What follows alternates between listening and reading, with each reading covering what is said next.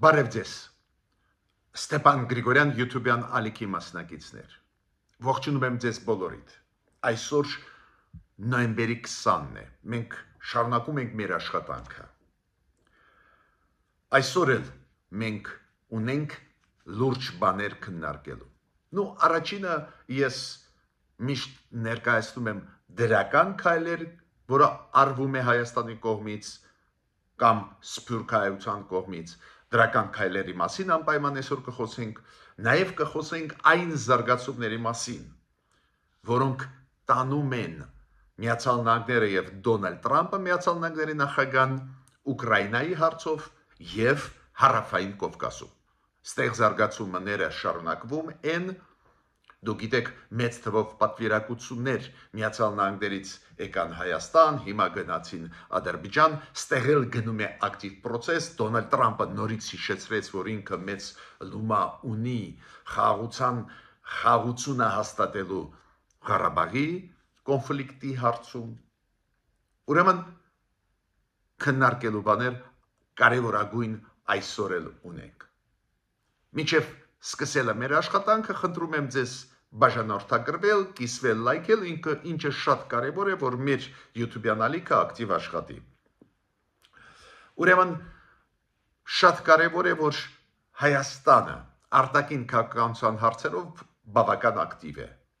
Այդ ակտիվությունը վերջի 3 տարի մենք տեսնում ենք, ողջունում ենք, օրինակ անչափ կարևոր եմ համարում մեր պաշտոնյաների այցելությունը Վրաստան իրար հետևից։ Տարբեր պաշտոնյաներ, բարձր պաշտոնյաներ, նախարարներ, դատախազ Հայաստանի, հիմա Վրաստան այցելեց նաև Հայաստանի Հանրապետության նախագահ Վահագն Խաչատուրյանը, անչափ կարևոր հանդիպումներ այնտեղ ինքը ունեցավ ու պարզ է առաջերտին ուզում եմ ուշադրությունը դարձնել իր հանդիպման մասին Վրաստանի նախագահ Միխայիլ Կավելաշվիլիի հետ, այնտեղ հնչեցին կարևոր մեսիջներ, փոխադարձ դրական, դա անչափ կարևոր է։ Օրինակ Հայաստանը անցկացնում է մյուս տարի COP17 կենսաբազմազանության հետ կապված ՄԱԿ-ի կոնֆերանսը, մյուս տարի պետք է անցնի եվրոպական քաղաքական համայնքի գագաթնաժողովը Հայաստանում, լրջագույն միջոցառումներ ու Հայաստանը հրավիրեց Վրաստանի ղեկավարներին մասնակցել այդ միջոցառումներին։ Կասկած ես չունեմ, որ Վրաստանը կմասնակցի, բայց դա անչափ կարևոր է, որ հենց հարևան Վրաստանի հետ, բարեկամ ժողովրդի հետ մենք ուժեղացնենք մեր հարաբերությունները։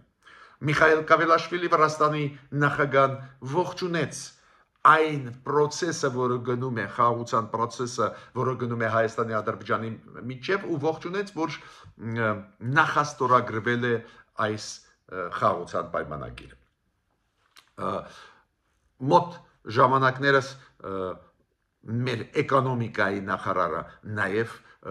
մեկնում է Վրաստան։ Վրաստանի հետ հասկանալի պատճառներով պետք է ակտիվ աշխատեք, բարեկամ ժողովուրդ, բարեկամ հարևան, բայց ճանապարհը Վրաստանի հայ ժողովրդի համար կենսական նշանակություն ունի, ուրեմն մեր համագործակցությունը Վրաստանի հետ նաև կարևորագույն նշանակություն ունի մեր տնտեսության համար, մեր զարգացման համար։ Ու էլ ավելի կարևոր է այդ աշխատանքը հաշվի առնելով բավական բարդ այսօր հարաբերությունները, որը ունի Վրաստանը Արևմուտքի հետ, Միացյալ Նահանգների եւ Եվրոմիության հետ։ Ու շատ կարևոր է շարունակել աշխատանքը ակտիվ Վրաստանի հետ, որ Վրաստանը հասկանա, որ չնայած որ Վրաստանը ունի խնդիրներ Արևմուտքի հետ, Եվրոպայի հետ, Միացյալ Նահանգների հետ, Հայաստանը շարունակում է այդ աշխատանքը կատարել։ Ես հիմա չեմ մտնում, չեմ խորանում այն թեմաների մեջ, նուրբ, ինչու է այդպես, ինչ բերեց նրան, գլխավորը, որ Հայաստանը շարունակում է աշխատել իր բարեկամ հարևան ժողովրդի հետ, պետության հետ։ Ես նաև պետք է ասեմ, որ շատ ողջունում եմ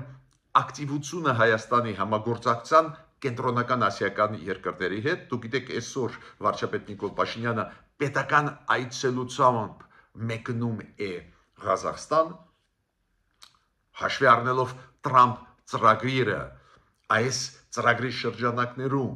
Կենտրոնական Ասիա, Հարավային Կովկաս, Հայաստանով մտնել Թուրքիա, մտնել Եվրոպա կարևորագույն այս ծրագրի հետ կապված ակնհայտ է, որ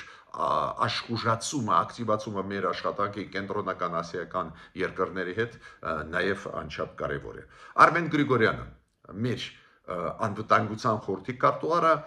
գտնվում է Կիպրոսում։ Պարզ է Կիպրոսը մեր ռազմավարական նշանակություն ունեցող պետություն է, Եվրոմիության անդամ, պարզ է, որ ստեղ մենք ունենք շատ ու շատ բաներ քննարկելու նաև անվտանգային ոլորտում։ Ես պետք է ասեմ, որ շատ կարևոր խորացում գնում է ամերիկյան ընկերությունների հետ, ես միշտ ձեզ ասում եմ, որ այո, մենք կարող ենք ունենանք 1000 հատ փայլուն ծրագրեր, պլաններ, որոնք ուզում ենք իրականացնել Միացյալ Նահանգների հետ, բայց շատ կարևոր է կյանքի գոչել այդ պլանները։ Ու շատ լավ է, որ Հայաստանը այդ ուղղությամբ հիմա շատ ակտիվ աշխատում է հենց Միացյալ Նահանգների հետ, օրինակ AMD հայտնի ինովացիոն խոշորագույն ամերիկյան ընկերությունը սկսեց համագործակցությունը Հայաստանի հետ ու հիմա գնում եք երկրորդ փուլ, հուշագիր ստորագրվեց խորացնելու համար այդ ընկերության հետ հարաբերությունները ու այդքան կարևոր ոլորտներում, որոնք կոչվում են ինովացիոն ոլորտ եւ կիսահաղորդիչների ոլորտ։ Ինչ է նշանակում կիսահաղորդիչներ, դուք գիտեք, Պոլուպրավադնիկի ռուսերեն ասում են։ Անչափ կարևոր է դա ժամանակակից աշխարհում, ժամանակակից տեխնոլոգիաներում կիրառվում է, ուրեմն ստեղ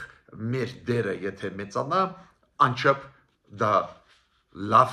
կազդի մեր տնտեսության վրա, մեր արդյունաբերության վրա, մեր ազդեցության վրա աշխարհով մեկ։ Ուրեմն այս ոլորտի զարգացումը ինովացիոն ոլորտի զարգացումը Հայաստանի ամենաառաջատար, ամենախոշոր ամերիկյան ընկերությունների միայն կարելի է ողջունել։ Ես պետք է ասեմ, որ նաև Նիկոլ Փաշինյանը միջև մեկնել Ղազախստան շփվեց լրագրողների հետ, մի քանի մտքերով կիսվեց, մի մտքի մասին ուզում եմ ասել, ինքը ասեց, որ Մայր Աթոր Սուրբ Էջմիածնի ազատագրումը անխուսափելի է։ Չի մոռանում ինքը այդ խնդիրը կապված Գարեգին երկրորդի հետ, էդ էլ հաշվի առնելով արդյունքները վաղար շաբաթ համայնքի ընտրությունների, երբ որ քաղաքապայմանագիրը հաղթող դուրս եկավ, հավաքեց բացարձակ մեծամասնություն, պարզ է դա էլ ավելի ոգևորում է վարչապետին այդ հարցը լուծել հարցը կապված կատողիկոս Գարեգին երկրորդի հետ։ Նաև ես պետք է ասեմ, որ այսօր ես ուզում եմ ձեզ հետ խոսել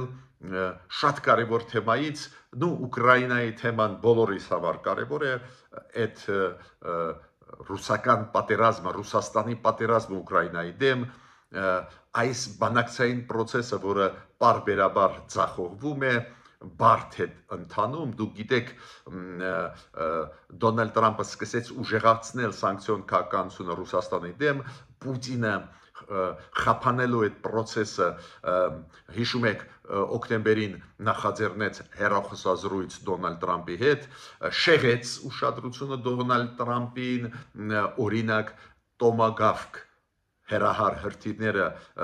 գրեթե Դոնալդ Տրամպը համաձայնվում է տալ Ուկրաինային, բայց այդ հեռախոսազրույցը Պուտին Դոնալդ Տրամպ բերեցին նրան, որ Դոնալդ Տրամպը հրաժարվեց այդ մտքից, համարելով, որ Պուտինը գնաց ինչ-որ ոչ թե զիջումների, այլ քայլերի դեպի բանակցություն, բայց ստեղ էլ Պուտինը խաբեց Դոնալդ Տրամպին, դուք հիշում եք Դոնալդ Տրամպը այդ հեռախոսազրույցից հետո ոգևորված պլանավորեցին, որ Բուդապեշտում օկտեմբերի վերջերին պետք է հանդիպեն, բայց քանի որ Պուտինը այդ հերախոսազրույցից հետո ել ավելի ուժեղ սկսեց ռմբակոծել Ուկրաինան, Ուկրաինայի մայրաքաղաք Կիևը, Ուկրաինայի էներգետիկ համակարգը, Դոնալդ Թրամփը հասկացավ, որ իրան խաբեցին ու դուք հիշում եք, ինքը հայտարարեց, որ նոյեմբերի սկզբներին, որ ինքը չի հանդիպի Բուդապեշտում Վլադիմիր Պուտինի հետ, պլանավորվում էր, որ օկտեմբերի վերջին, նոյեմբերի սկզբին այդ հանդիպումը պետք է լինի, ինքը հրաժարվեց Դոնալդ Թրամփի այդ հանդիպումից, ասաց, որ Պուտինը չի կատարում իր խոստումները, Պուտինը հերթական անգամ խաբեց Դոնալդ Թրամփին, շահեց ժամանակ, բայց Դոնալդ Թրամփն էլ բավական կոշտ պատասխան տվեց, դուք հիշում եք Լուկոյլի եւ Ռոսնեֆտի այդ հզոր ռուսական մոնոպոլիստների դեմ կիրառվեցին լրջագույն սանկցիաներ, ստվերային նավթային նավատորմի դեմ լրջագույն սանկցիաներ կիրառեց եւ Միացյալ Նահանգները եւ Եվրամիությունը, նաեւ Չինաստանը, Հնդկաստանը, Թուրքիան զգուշացված էին, որ չպետք է առնել նավթը Ռուսաստանից ու իրոք սկսեցին կրճատել նավթի գնումը Ռուսաստանից, ուժեղ այս ձևի պատասխան Դոնալդ Թրամփը տվեց այն քայլերի, որը արեց Ռուսաստանը, Պուտինը, որը ուղղակիորեն խաբեց Դոնալդ Թրամփին Բուդապեշտի հետ կապված հնարավոր հանդիպման հետ։ Ու կարծես թե նոյեմբերին եւ Միացյալ Նահանգները Դոնալդ Թրամփը ասաց, որ ժամանակավորապես հետաձգում են բանակցային process-ը եւ Ուկրաինան միացավ այդ հայտարարության ու եթե չեմ սխալվում Ուկրաինան մոտավորապես նոյեմբերի 10-ին 11-ին այս ամիսը, որ հայտարարեց, որ միջև տարվա վերջ հնարավոր կոնտակտներ, հնարավոր բանակցություններ բացառվում են Ռուսաստանի հետ, այս ձևի բարդ զարգացումներ մենք տեսնում ենք այս բանակցային process-ի միջև Դոնալդ Թրամփ, Վլադիմիր Պուտին ու հնարավոր կոնտակտերի միջև Ուկրաինա, Ռուսաստան։ Մենք տեսնում ենք այս բարդությունները, Ռուսաստանը ռեալ չի ուզում խաղաղություն, շահում է ժամանակ հարվածներ է հասցնում, դուք գիտեք այս վերջի ժամանակներս նորից լրջագույն հարձակումներ Կիևի վրա, էներգետիկայի այդ օբյեկտների վրա, Ուկրաինայի, Ռուսաստանը իր գիծը տանում է, մի փոքր նույնիսկ առաջ է անցնում մարտի դաշտում այս մի քանի շրջաններում, նաև Դոնեցկի, նաև Լուգանսկի, ինչ որ տեղաշարժ նույնիսկ իօքուտ Ռուսաստանի մենք տեսնում ենք,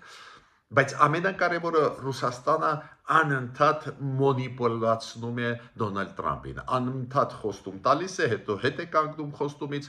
Դոնալդ Թրամփը իրոք համբերատար էր, բայց համբերությունը ավարտվեց Դոնալդ Թրամփի ու առաջի անգամ է Դոնալդ Թրամփի պաշտոնավարման ժամանակ այս 10.5 ամսվա ընթացքում առաջի անգամ է, որ Դոնալդ Թրամփը սանկցիաներ սկսեց կիրառել Ռուսաստանի դեմ։ Կարծես թե իրավիճակը այդպես է, որ մոտ օրերս, մոտ ժամանակներս ոչ մի դրական ինֆորմացիա մենք չպետք է ստանայինք կամ հուսադրող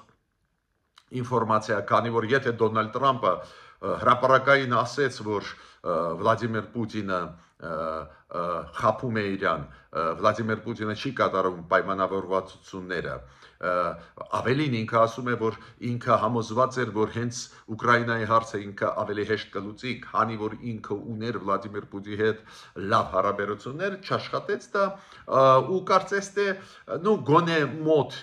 շաբաթներ չպետք է լինեին ոչ մի հնարավոր հանդիպումներ, կոնտակտներ ամերիկացիների, ռուսների միջև, ռուսների ուկրաինացիների միջև, կարծես թե այսպես ավարտվեց այս փուլը բանակցային։ Հիշում եք Ալյասկայում Անկորիջում հանդիպեցին օգոստոսին այս տարվա Պուտինը Թրամփի հետ, հետո հեռախոսազրույց օկտեմբերի ու պլանավորվում էր Բուդապեշտում հանդիպել ու թարմացնել այդ բանակցային process-ը Միացյալ Նահանգներ Ռուսաստան, բայց դա էլ ձախողվեց հենց Ռուսաստանի պատճառով, հենց դրա պատճառով Ռուսաստանը ռազմական գործողություններ շարունակում է, չի ուզում դադարեցնել պատերազմական գործողությունները ու Դոնալդ Տրամպը սկսեց նույնիսկ սանկցիաներ կիրառել Ռուսաստանի դեմ։ Բայց կարծես թե գոնե մոտ մի քանի շաբաթ բան չպետք է լսենք, բայց չգիտես ինչու հիմա մեծ աղմուկ է գնում ու նաև Միացյալ Նահանգների պաշտոնական մակարդակով ես հասկացա, որ այդ աղմուկը ունի հիմքեր, որ Միացյալ Նահանգները Ռուսաստանի հետ ինչ որ նախապատրաստեցին մի ինչ որ փաստաթուղթ 28 կետանոց, որտեղ որ առաջարկվում է ինչ որ լուծումներ ռուս-ուկրաինական կոնֆլիկտի, նույնիսկ Մարկո Ռուբիոն մի քանի ժամ առաջ հայտարարեց, որ կողմերը պետք է պատրաստ լինեն գնալ զիջումների, այո, ցավոտ, բայց պետք է գնան զիջումների ու կա փաստաթուղթ պատրաստված ամերիկացիների կողմից, ինչքան ես հասկանում եմ այդ փաստաթուղթը պատրաստված է Ռուսաստանի հետ միասին, ամերիկացիք ասում են, որ նաև այս փաստաթուղթը առաջարկել են Ուկրաինային, բայց ուկրաինացիք ասում են թրուցիկ մեզ ասել են դրա մասին, մենք դրա մեջ մասնակցություն չենք ունեցել։ Հիմա ցանկացած դեպքում այս ինֆորմացիան կարելի է նույնիսկ որպես դրականը ընկալել, քանի որ ես օրինակ նվազագույնը 2-3 շաբաթ ոչ մի բան չէի սպասում, որ կլինի, բայց իմ կարծիքով գնում են կոնտակտներ, շարունակում են ամերիկացիների եւ ռուսների միջև ու այդ կոնտակտները բերեցին ինչ որ նոր նախաձեռնությունների, նայենք երբ որ փակագծերը կբացվեն, ինչքանով դա ընդունելի է Ուկրաինայի համար, ինչքանով դա ընդունելի է Եվրոմիության համար, քանի որ ինչքան հասկանում եմ, այդ փաստաթուղթը պատրաստված է Ռուսաստանի եւ Միացյալ Նահանգների միջև։ Կլինեն այն պահանջները, որոնք ուներ Ռուսաստանը Ուկրաինայի նկատմամբ, որ բանակը Ուկրաինայի փոքրացվի, որ Ուկրաինան հրաժարվի ՆԱՏՕ-ի անդամ դառնալ, որ Ուկրաինան պետք է զորքեր դուրս բերի Դոնեցկի եւ Լուգանսկի մարզից այն մասերից, որոնք դեր մտնում են Ուկրաինայի վերահսկողության տակ։ Դու գիտեք, այս ձևի պայմաններ դնում է Ռուսաստանը ու մի պահ Դոնալդ Տրամպը անցավ Ուկրաինայի կողմ, այդ նախապայմանները չընդունեց, դա է պատճառը, որ Բուդապեշտի հանդիպումը Պուտինի հետ ինքը չեղյալ համարելով, որ Պուտինի նախապայմանները շատ կոշտ են, բայց հիմա նայենք այս նոր փաստաթղթում ինչ կլինի։ Դա մի կողմից լուրջ զարգացում է, այդ լուրջ զարգացումը ուղղակիորեն շոշափում է շատ ու շատ երկրների շահերը ու առաջերտին եվրոպական, բայց նաև մեր շահերը, Հարավային Կովկասի շահերը, ինչով կավարտվի պատմությունը ռուս-ուկրաինական պատերազմի այս պատմությունը ինչով կավարտվի, դա ուղղակիորեն կազդի նաև Հարավային Կովկասի վրա, բոլորս գիտենք, որ Ռուսաստանը չի մոռանում Հարավային Կովկասը, Ռուսաստանը համարում է Հարավային Կովկասը իր ազդեցության գոտի, ուրեմն նայենք այդ զարգացումները ուր են տանելու։ Բայց ցանկացած դեպքում օրինակ ես կողմնակից եմ, որ բանակցությունները շարունակվեն։ Ինչքան բանակցությունները պաուզայի վրա դրվեն, այդքան լարվածությունը կմեծանար, այդքան Ռուսաստանի կողմից ռմբակոծությունները կուժեղանային Ուկրաինայի դեմ։ Հիմա եթե Ռուսաստանը ինքը ինչ որ բաներ առաջարկեց ամերիկացիներին, իրանք ինչ որ փաստաթուղթ պատրաստեցին, որը հիմա պետք է քննարկվի Ուկրաինայի հետ, Եվրոպական միության անդամ պետությունների հետ, այդքան հավանականությունը, որ պատերազմը կկանգնի, մեծանում է, բայց նորից կրկնում եմ, ես չեմ հավատում ու չեմ թաքցրել ձեզանից, որ Ռուսաստանը այդքան հեշտ կգնա խաղաղության։ Բայց բացի դրանից, ես պետք է ասեմ մեկ խնդրի մասին, պարտավոր եմ դա ասեմ, հիշեցնել, որ Ռուսաստանը բավական ուժեղ հիբրիդային հարձակումներ է անում եվրոպական երկրների վրա, բավական լուրջ, հետևողական, վերջի հարձակումը ու դա բացահայտվեց, որ դրա հետ կապ ունի Ռուսաստանի հետախուզությունը, դա էր, որ փչացրեցին երկաթ գիծը Լեհաստանի մի հատված Լեհաստանի երկաթ գծի Ռուսաստանը շարքից հանեց, հենց այն երկաթ գծի,